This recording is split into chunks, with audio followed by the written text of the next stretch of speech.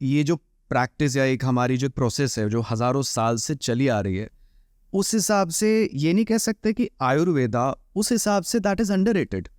मतलब आज अगर हमारी मॉडर्न लाइफस्टाइल में अगर कोई सपोज कोई बीमार पड़ जाता है, सीज़न चेंज हो गया, किसी को वायरल हो गया, बुखार हो गया, हमारे दिमाग में सबसे पहले थॉट आता है कि अच्छा डॉक्टर के पास गए, दवाई प्रिस्क्राइब करके उन्होंने दे दी, एंटीबायोटिक ले ली, 3-4 दिन तो वैसे ही वो प्रोसेस ही ऐसी कि 3-4-5 दिन के बाद हम ठीक हो जाएंगे। इस तरह का थॉट अभी क्यों नहीं आ रहा कि आयुर्वेदिक कंसल्टेंट के पास जाया जाए, या फिर specially in the metro cities में, हर अलग अलग सिटीज़ को कंसिडर करो तो स्पेशली मेट्रो सिटीज़ में इस तरह का क्यों है माइंडसेट कि लोग आयुर्वेदिक कंसल्टेंट या डॉक्टर को कंसिडर पहले नहीं करते? Yes, that's a very true observation. It is definitely underrated. Bharat ने एक लंबा कालखंड गुलामी की स्थिति में देखा हुआ है।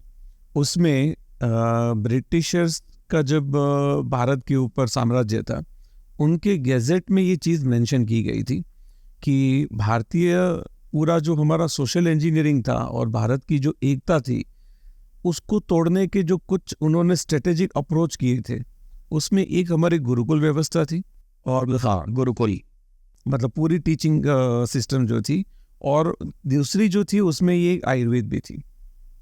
होता क्या था, आयुर्वेद को हजारों सालों से it was a state sponsored activity. मतलब जो राज वैद्य होते थे वो राजा के परिवार के स्वास्थ्य का ख्याल तो रखते थे, लेकिन समग्र प्रजा के स्वास्थ्य का ख्याल रखने की भी जिम्मेदारी उनकी थी।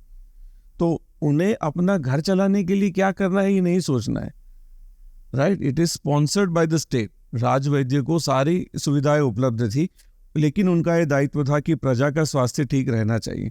तो आयुर्वेद को इस तरह से बनाया गया है कि हमारे घर पे जब सब्जी बनती है या दाल बनती है ना, तो उसमें जो मसाले डाले जाते हैं, उसमें जो तेल यूज होता है, उसमें जो घी यूज होता है, that is actually the Ayurveda practice. Yes. तो हल्दी का यूज, अजवाइन का यूज, नमक का यूज, तेल का यूज, घी का यूज, ये सारी बातें उस तरह से रखी जाती थी कि आप जो भी काम कर रहे हो, जो भी गड़बड़ी होगी, लेकिन your food will be your medicine. और वो भी सीजन के हिसाब से सब्जियां बदलती रहती थी, फ्रूट्स आते रहते थे, सारे ग्रेन्स अलग अलग होते रहते थे, और दाल जितनी भी है वो अलग अलग तरह की दाल आती रहती थी। तो फूड को प्रिपेयर करने की जो हमारी पूरी जो व्यवस्था थी, वो पूरा आयुर्वेद प्रिवेंटिव लेवल पे वहाँ पे हर घर में रखा गया था।